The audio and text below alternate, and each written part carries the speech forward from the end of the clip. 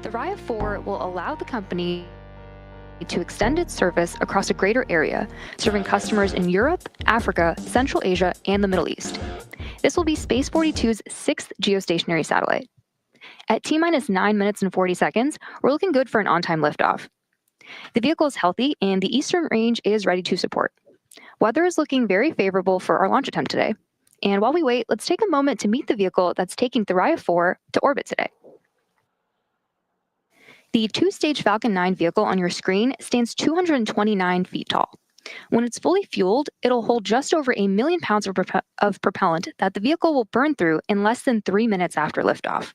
We began loading those propellants on both stages of the vehicle at T-minus 35 minutes. Starting from the top of the rocket, our payload is safely enclosed inside of the 17-foot diameter payload fairing, which is the pointed structure on the very top of the rocket. Made of a carbon composite material, the fairing is made up of two halves that protect the satellite on its way to orbit. The fairing is jettisoned approximately 3 minutes into flight.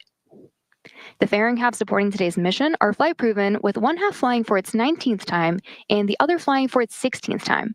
And we'll be recovering these again after today's flight with our recovery ship, Doug. Below the payload fairing, we have the second stage, which is the part of the rocket that will take our payload to its destination orbit today. The second stage will ignite its single Merlin vacuum engine, or MVAC for short, about 2.5 minutes into flight, and then will later relight for a second time before we deploy the satellite. Below the second stage, you can see the black inner stage, which is part of the first stage booster. At the bottom of the first stage, there are 9 Merlin engines that will get Falcon 9 off the ground and up to the thinner parts of the Earth's atmosphere. Shortly after liftoff, the first and second stages will separate from one another. Then the second stage will continue to orbit, while the first stage will start making its way back down to Earth. The first stage is designed to be reflown with minimal refurbishment between flights. Today's booster is flying for its 20th time, and will be attempting to land on our drone ship named a Shortfall of Gravitas, which is currently stationed in the Atlantic Ocean. And lastly, the large truss structure you see next to the vehicle is the Transporter Erector, or TE. We use it to both roll the rocket out to the pad and to raise it to its vertical launch position. The TE also routes the vehicle's fluids, power, and telemetry umbilicals from the ground systems to the rocket and satellite until Falcon 9 transitions to internal power. In callouts over the nets, you may hear it referred to as a strongback from the launch team. At liftoff, the TE will retract in order to clear the way for Falcon 9's ascent. At T-minus 7 minutes and 3 seconds from liftoff, the countdown continues to go smoothly. And while we wait, let's learn a little bit more about the satellite we're taking to orbit today.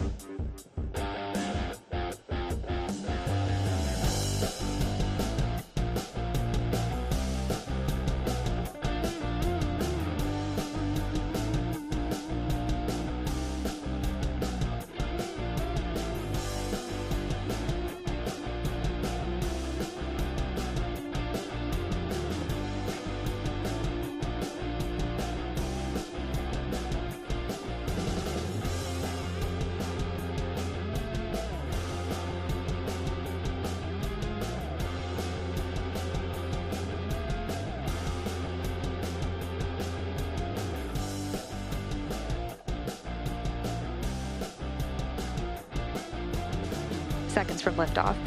To prepare for the retraction of the transport erector, we'll see the clamps open up around the base of the second stage, and the TE will pull away from the rocket.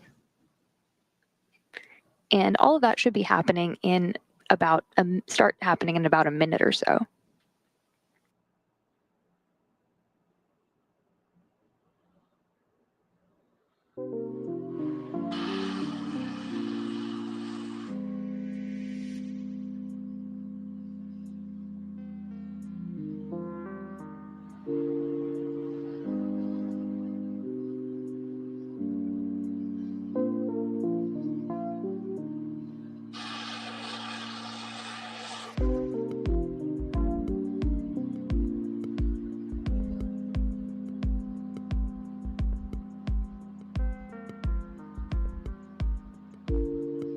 Tanks are pressing for strong back retract.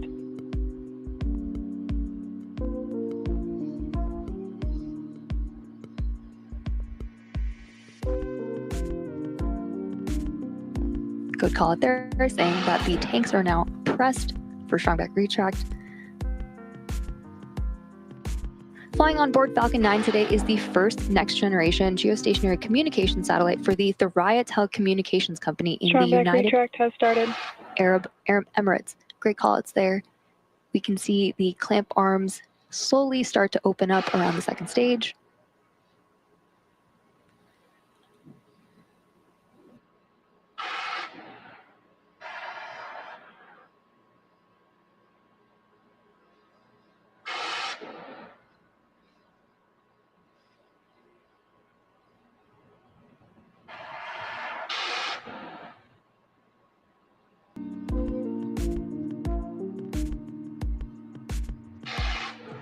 You can see the clamp arms are now fully opened, and the strong back will slowly begin to recline away, as we can see on our screen right there.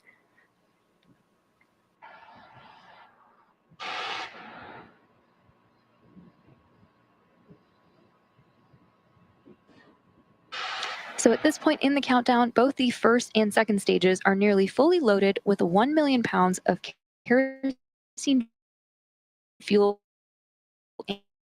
and liquid oxygen. The first stage and second stage should finish loading for P-3 minutes, and the second stage at T-2 minutes. The white clouds you see around the vehicle are formed as the chilled gas above the LOX tank liquid surface vents overboard to maintain pressure in the tank as needed. And when that gas comes out into the warmer air, it condenses the water in the air and forms those clouds that you are seeing on your screen. Stage 1, LOX load complete. Good call out there.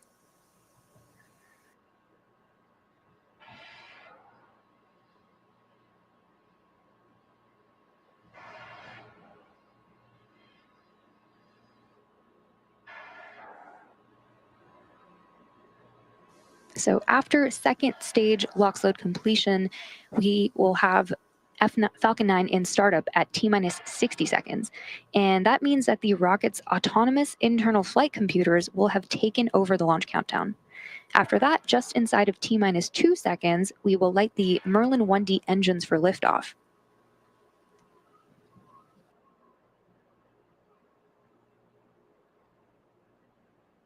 Stage 2, LOX load complete. Great call out there. The payload continues to be healthy, and the Falcon 9 team is tracking no issues on the rocket.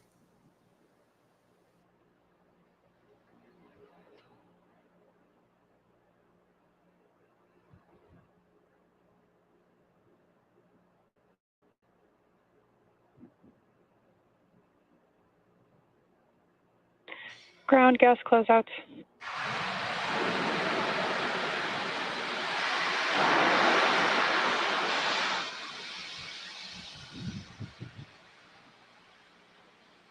Today's payload will be able to respond real-time to surges in demand in hotspot areas while serving 3 times the number of customers over traditional mobile satellite systems.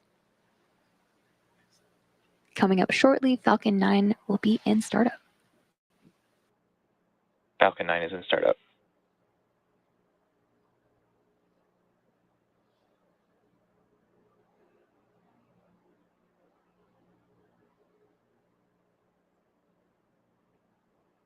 LD, go for launch. We just heard from the launch director. Falcon 9 is go for launch.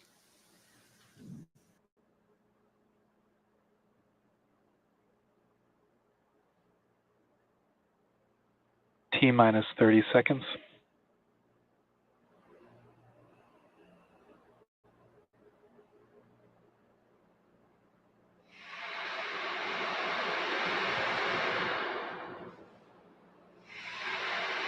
T-minus 15. T-minus 10, 9, 8, 7, 6, 5, 4, 3, 2, 1. Ignition and liftoff. Go Falcon, go Thuraya.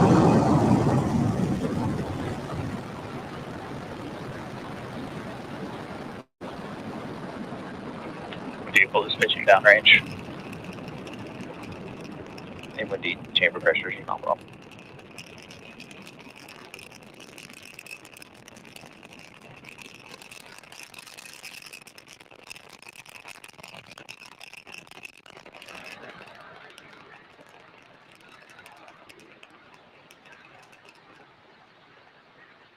Falcon 9 has successfully lifted off from Slick 40 at Cape Canaveral Space Force Station in Florida.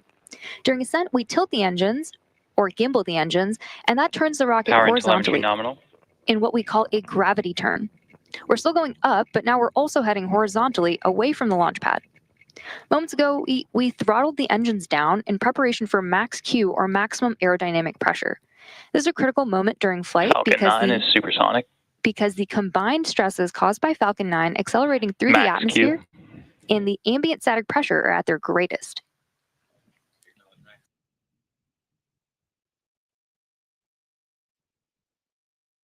Just had max Q. The rocket typically needs to go 17,500 miles per hour horizontally in order to avoid being pulled back down to Earth and get into orbit.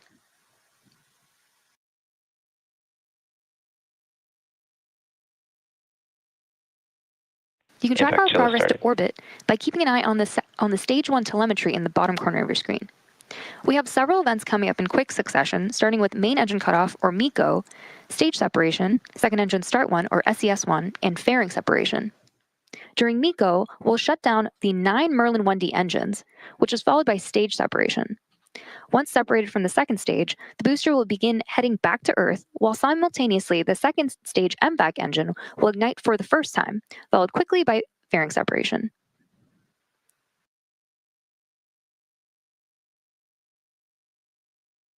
Great views right there.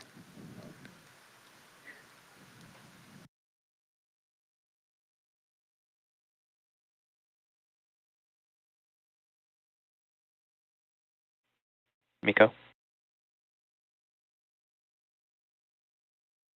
Stage separation confirmed. MVAC ignition. And there you heard and even saw those events that happened back to back, including MECO, stage sep, SES1.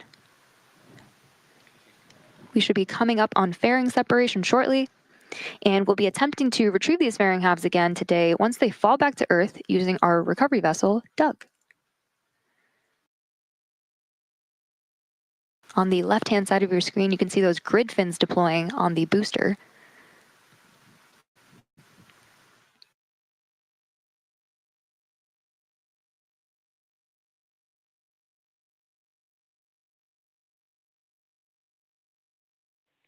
Fairing separation confirmed. An awesome call out and view of fairing separation. Reminder, we are planning to retrieve these fairing halves again today using our recovery vessel, Doug. All vehicles are on nominal trajectories.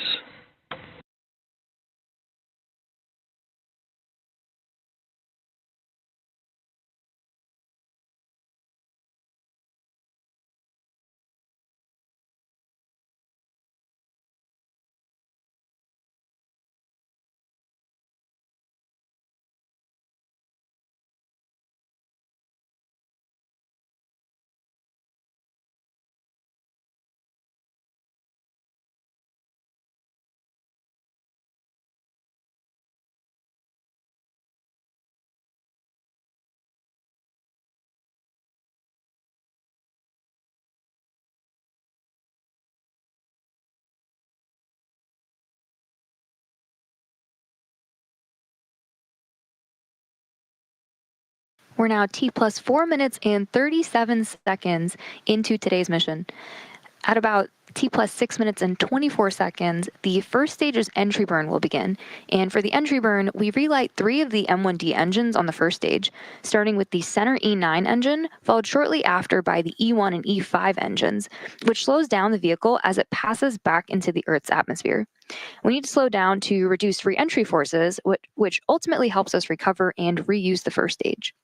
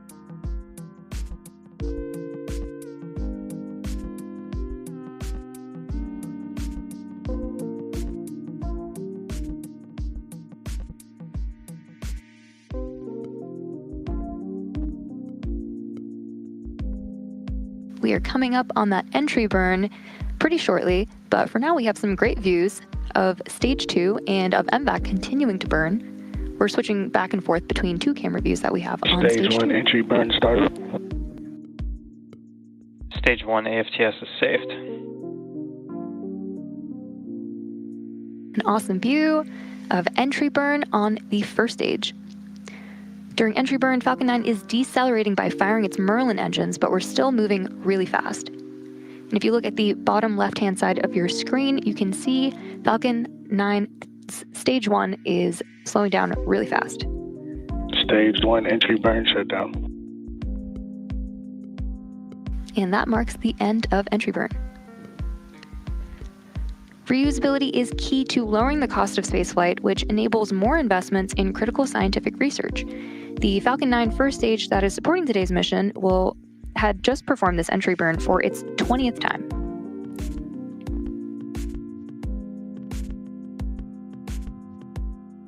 The Merlins on the first stage are optimized for sea level, and these achieve around 190,000 pounds of thrust during ascent and re-entry. Stage 2 terminal guidance. The MVAC engine is optimized to operate in space, producing 220,500 pounds of thrust in vacuum. Coming up next, we'll shut down our MVAC engine on the second stage, followed quickly by our landing burn on the first stage. And as a reminder, we'll be attempting to land on our drone ship named a Shortfall of Gravitas, Stage 1 transonic. which recently saw its 100th successful landing. Stage 2 FTS is saved.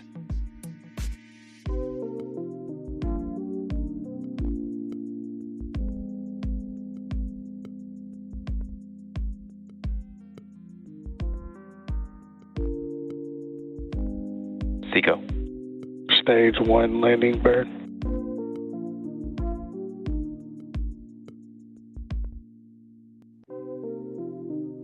Nominal orbit insertion. Great callouts there. Second engine cutoff 1. And we are currently in landing burn. And waiting for Falcon 9 to land on the drone ship. Landing leg deployed.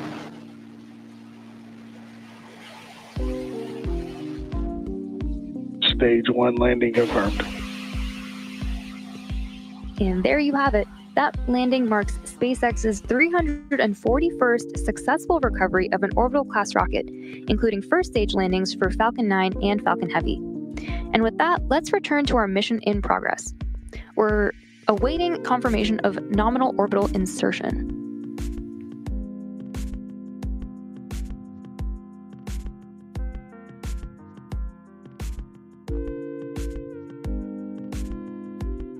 And we did have confirmation of nominal orbital insertion. The second stage is now embarking on its coast phase. After the coast phase, we will relight that MVAC engine around the T plus 28 minute mark, and that will be followed by payload deploy around the T plus 35 minute mark. Before we take a short break for the coast, we have a message from our customer, Space 42. After that, we'll see you back here in about 17 minutes.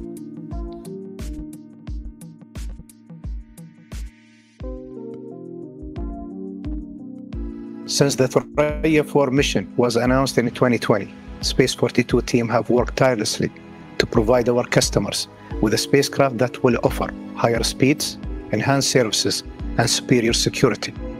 As Space 42's sixth geostationary satellite, Thuraya 4 will offer next-generation mobility solution that broaden our coverage and connectivity services across Africa, Europe, Central Asia, and the Middle East. It is also an impressive technological feat, as Thuraya 4 features one of the world's largest L-band antennas at 12 meters, which means more applications for defense, government, and enterprise customers.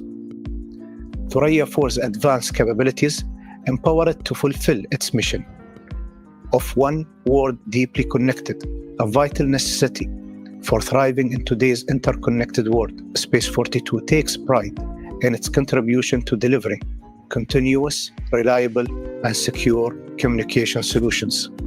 This is not only a major moment for Space 42, it is also a proud moment for the UAE, which outlined an ambitious national space strategy that aims to accomplish by 2030. I would like to thank the Space 42 team for their tireless work over the past 4 years, and our partners Airbus and SpaceX for their continued support.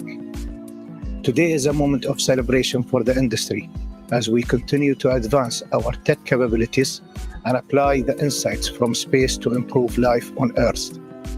We are overwhelmingly proud of the milestones we have accomplished so far and look forward to seeing Thuraya 4's impacts become a reality.